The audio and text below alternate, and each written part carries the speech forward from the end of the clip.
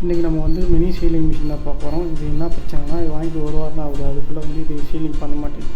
சும்மா சின்ன சின்ன பாக்கெட் மட்டும் தான் சீல் பண்ணோம், அது கூட பண்ண மாட்டேங்குது. இது என்னன்னு நம்ம பிரித்து பார்த்துடலாம்.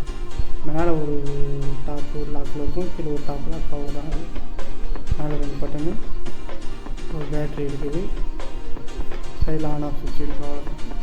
அப்படியே கீழே தோணுன்னா அந்த போர்டு இருக்குது. இந்த போர்டில் தான் இப்போ வந்து ஹீட் ஆகும். இது எப்படின்னு நான் கழட்டி காமிக்கிறேன். கட்டி ஸ்க்ரூ ட்ரைவர் இல்லை, அதனால்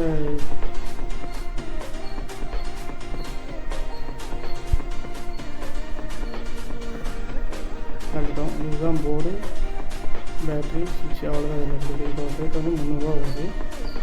இதுதான் வந்து ஹீட்டிங் எலமெண்ட்டு. இது வந்து உங்களுக்கு டச் ஆகி இருந்துச்சுன்னா அது ஹீட் ஆகும்.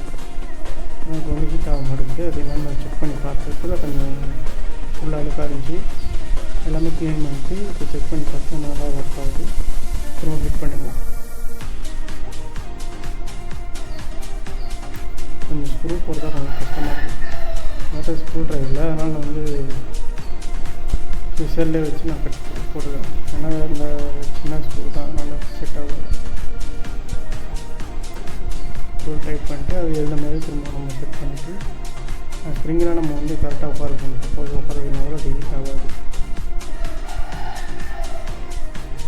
அவ்வளோதான். உட்கார வச்சு மேலே ஒரு வந்துட்டு கீழே திருப்பி ஒரு பட்டனை உட்கார வச்சுட்டு அது ஒரு சொல்லலாம்.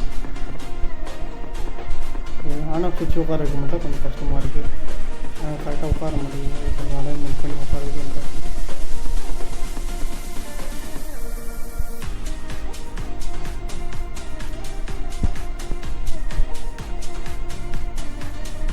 மேலே 2 பட்டன். இந்த பட்டன் வந்து சீலிங் பண்ணுறதுக்கு, இன்னொரு 2 பட்டன் வந்து கட் பண்ணுறது. நல்லா ஷார்ப்பாக இருக்குது. கட் பண்ணுறது நம்ம நீட்டாக கட் பண்ணிக்கலாம். இதுவாக வச்சுக்கலாம். மேலே வச்சு ஒரு 2 பவுண்ட்னா முடிஞ்சிச்சு. இப்போ வந்து சீல் பண்ணிப்பாங்க. சீல் ஆகுதுன்னு பார்க்கலாம். நல்லாவே சீல் ஆகுது. நீங்கள் சப்ஸ்கிரைப் பண்ணிட்டு ஃபாலோ பண்ணுங்கள். தேங்க்யூ.